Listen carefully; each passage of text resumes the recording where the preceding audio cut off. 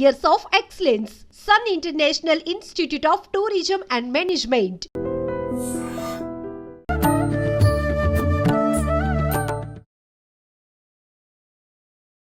నమస్కారం, welcome to I dream. ధర్మ మార్గం విత్ విజిత కార్యక్రమానికి స్వాగతం. ప్రస్తుతం మనతో పాటు ఉన్నారు ప్రముఖ ఆధ్యాత్మికవేత్త, జ్యోతిష పండితులు సుభాష్ శర్మ గారు. ఇప్పుడు గురుగారితో మాట్లాడి మరిన్ని విషయాలు తెలుసుకుందాం. నమస్కారం గురుగారు. శ్రీమాత్రేనమండి. గురుగారు, మనకు ఈ సెప్టెంబర్ నెలలో చంద్రగ్రహణం రాబోతుందని చెప్పి వింటున్నాము. అయితే అది 7నా 8 అనేది ఒక క్వశ్చన్ మార్క్లా ఉంది చాలా మందికి.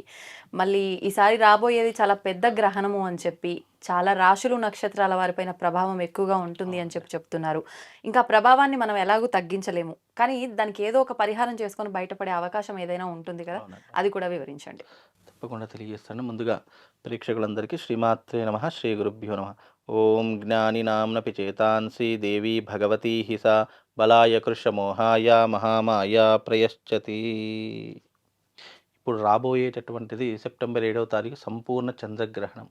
ఇది భారతదేశంలో అంతటా కూడా కనిపిస్తుంది కాబట్టి భారతీయులందరూ కూడా దీని యొక్క నియమాలు, కట్టుబాట్లు అన్నీ కూడా పాటించవలసినటువంటి అవసరం మనకి ఎంత మాత్రం ఉంది. అయితే ఈ గ్రహణము ఎందుకింత ప్రాధాన్యత అంటే, నిజానికి గ్రహణము అనేటటువంటిది పుణ్యకాలమే అని పేరు తప్ప గ్రహణము అంటే భయపడాల్సిన పనేం లేదు. ఎందుకు అని అంటే కనుక ఈ సమయంలో మానవులందరూ అంటే మనుషులందరూ కూడా భగవంతుని ఆరాధించేటటువంటి ఆద్యంత పుణ్యకాలము అని దీనికి పేరు. ఇది పుణ్యకాలము అన్నదానికి అర్థం ఏంటి? ఆ సమయంలో మనం ఏదైతే దేవతా క్రతువులు చేస్తామో మామూలు రోజులలో చేసేదానికి గ్రహణ సమయంలో చేసేదానికి చాలా తేడా ఉంది. మామూలుగా చేస్తే 10 ఫలితం వస్తే, గ్రహణ సమయంలో చేసేటటువంటి పూజాది క్రతువులకు, పారాయణాలకు, యజ్ఞయాగాదులకు 1000 ఫలితం దక్కుతుంది. ఎందుకంటే గ్రహణ సమయంలో భగవంతుడి యొక్క శక్తి తక్కువగా ఉంటుంది, క్షీణిస్తూ వస్తుంది. భగవంతుడు కూడా ఘోష పెడుతూ ఉంటాడు.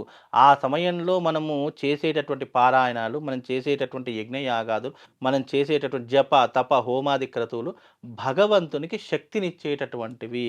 కాబట్టి ఇక్కడ మనం చేసేటటువంటి ఈ ఫలితానికి గ్రహణం విడిచిన తర్వాత ఎవరైతే భగవంతుడి యొక్క అనుష్ఠానం చేశారో ఆ తర్వాత వాళ్ళకు విపరీతమైనటువంటి పాజిటివ్ ఎనర్జీ కలుగుతుంది. అందుకే గ్రహణ సమయంలో చేసేటటువంటి జపతప హోమాలకు విశేషమైనటువంటి పుణ్య ఫలితం కలుగుతుంది అని శాస్త్రము.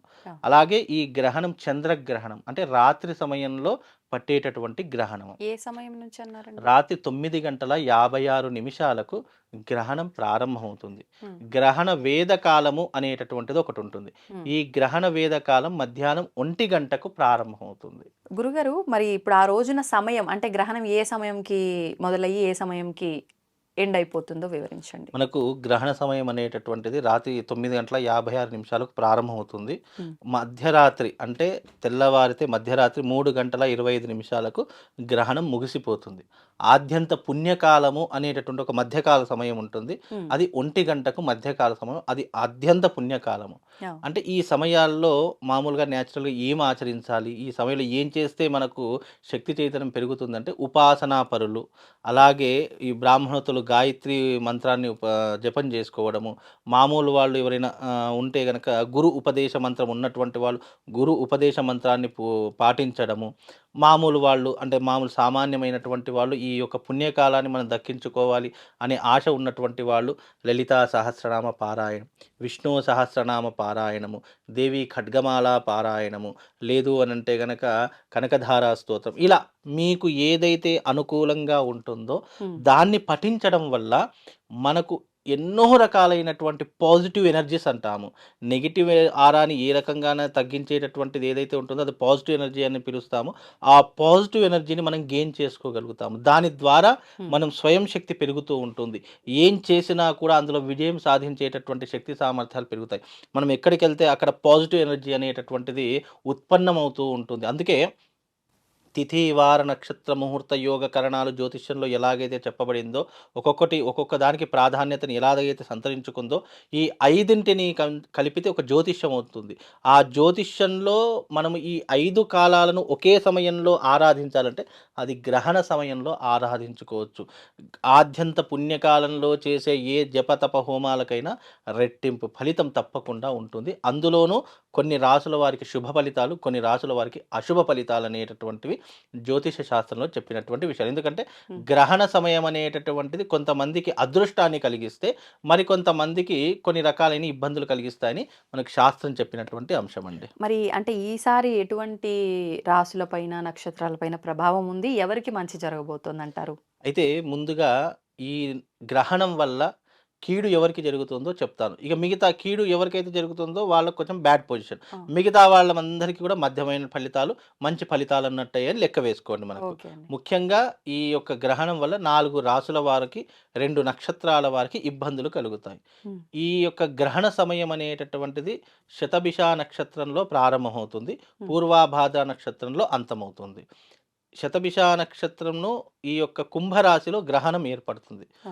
కుంభరాశికి కుంభరాశిలో ఏర్పడుతుంది కాబట్టి కుంభరాశి వారు ఈ గ్రహణాన్ని చూడకూడదు. కుంభరాశి వారికి కీడు ఏర్పడుతుంది. హుహు. అలాగే మేషరాశి వారికి, వృషభ రాశి వారికి, మిథున రాశి వారికి ఈ 4 రాసుల వారికి శతభిష నక్షత్రము, పూర్వాభాద్ర నక్షత్రం ఈ 2 నక్షత్రాల వారికి అశుభము. కనుక ఈ 4 రాసుల వాళ్ళు, ఈ 2 నక్షత్రాల వాళ్ళు తప్పకుండా దానికి పరిహారం చేయించుకోవాలి. ఆ! ఏ రకమైనటువంటి పరిహారము అని అంటే గనక మీరు ఇంట్లో కూర్చుండి పారాయణం చేసుకోవడము, లేదా ఎక్కడైనా ఈ గ్రహణ సమయంలో చాలా చోట్ల యజ్ఞయాగాదులు నిర్వహిస్తారు. బ్రాహ్మణులు గాని, లేదా తాంత్రిక విధానంలో ఉన్నటువంటి వాళ్ళు గాని యజ్ఞయాగాదులు నిర్వహిస్తారు. హ్మ్. మీకు వీలైతే అరిష్ట నివారణ తంత్రయాగం చేసుకోండి. గ్రహణ సమయంలో అరిష్టములు పోవడానికి, మనకున్నటువంటి పుణ్య ఫలితాన్ని పెంచుకోవడానికి ఈ గ్రహణ సమయం చాలా ఉపయోగపడుతుంది. కనుక వీలైతే ఈ నక్షత్రాల వాళ్ళు, ఈ రాసుల వాళ్ళు అరిష్ట నివారణ తంత్రం చేసుకోండి. కొంతవరకు మీకు శుభ ఫలితాలు వచ్చేటటువంటి అవకాశం ఉంటుంది. ఈ ఓకే. 4 రాసుల వారికి అశుభం, మిగతా అన్ని రాసుల వారికి శుభ ఫలితాలు, మధ్యమ ఫలితాలు ఉన్నాయండి. మిగతా ఎప్పటి ఏమిటో వరకు ఈ ప్రభావాలు ఉంటాయంటారు గ్రహణం తర్వాత?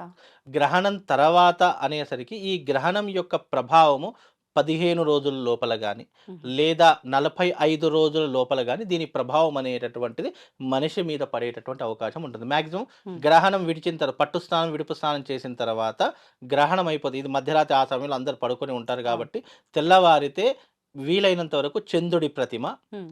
అలాగే నెయ్యి, ఒక సర్పం యొక్క ప్రతిమ, ఈ 3 ప్రతిమలను నెయ్యిలో పెట్టేసి హ్మ్. రాగి పాత్రలో నెయ్యి పోసి ఈ 3 ప్రతిమలు దాంట్లో పెట్టేసి, ఇప్పుడు 3 ప్రతిమలు ఏంటి, సర్పము, చంద్రుడు, సర్పము, చంద్రుడు, ఈ 2 ప్రతిమలు రాగి పాత్ర, రాగి పాత్ర. ఈ 3 కూడా తీసుకొని దాంట్లో నెయ్యి పోసి బ్రాహ్మడికి స్వయం పాక దానంతో సహా ఈ యొక్క దానం ఇవ్వడం వల్ల గ్రహణ దోషం తొలగిపోతుంది అని శాస్త్రము. మరుసటి రోజు. మరుసటి రోజు తప్పకుండా ఈ రాసుల వాళ్ళు, ఈ నక్షత్ర వాళ్ళు మీకు దగ్గరలో ఉన్నటువంటి ఆలయంలోకి వెళ్ళి అక్కడ మళ్ళీ దానం అర్చకులకే చేయాలి.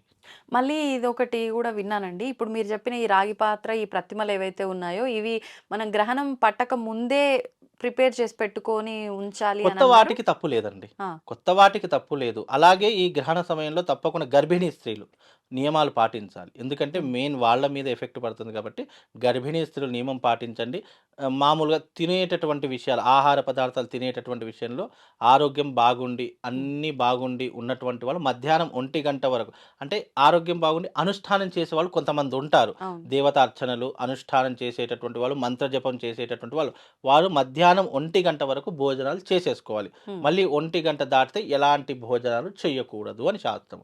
ఓకే. ముఖ్యంగా ఆరోగ్యం సహకరించకుండా హ్మ్. మందులు, మాకుల మీద ఉండేటటువంటి వారు, హ్మ్. బీపీలు, షుగర్లు, థైరాయిడ్ ఇలాంటి కొన్ని ఇబ్బందులు ఉన్నటువంటి వారు, ముఖ్యంగా గర్భిణీ స్త్రీలు, వీళ్ళు 5 గంటల సమయం వరకు ఏదైనా తినవచ్చు. వాళ్ళకి సాయంకాలం. ఎగ్జామ్షన్ కాబట్టి వాళ్ళకు ఏమీ ఇబ్బంది ఏం లేదు. హ్మ్. మధ్యలో దాహం వేసింది, అయ్యో గ్రహణ సమయంలో నీళ్ళైనా తాగొచ్చేమో అని అనుకుంటారు. హ్మ్.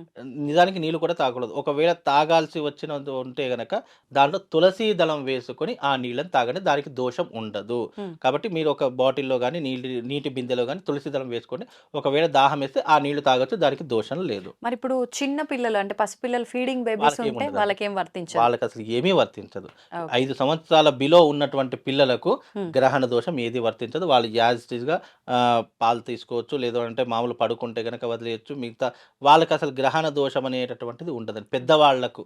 ఎందుకంటే చిన్నపిల్లలు దేవుడితో సమానం. వాళ్ళకును అంటే జ్యోతిష్యము కూడా వర్తించదు కాబట్టి గ్రహణ దోషం కూడా వర్తించదు. హ్మ్. కాబట్టి 5 సంవత్సరాల లోపు పిల్లలకి ఎలాంటి ఇబ్బంది 5 సంవత్సరాలు దాటితే గనక వాళ్ళకి 5 గంటల వరకు ఎగ్జంక్షన్ ఉంటుంది. కాబట్టి వాళ్ళకి పెద్ద ఇబ్బంది ఏం లేదు.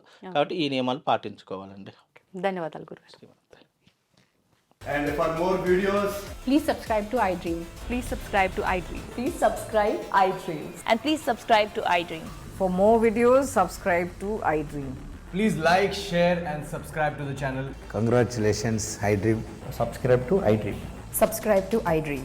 So, subscribe to iDream Media. iDream ki iDream team andarki huge congratulations. Please subscribe iDream Media. Please subscribe to iDream.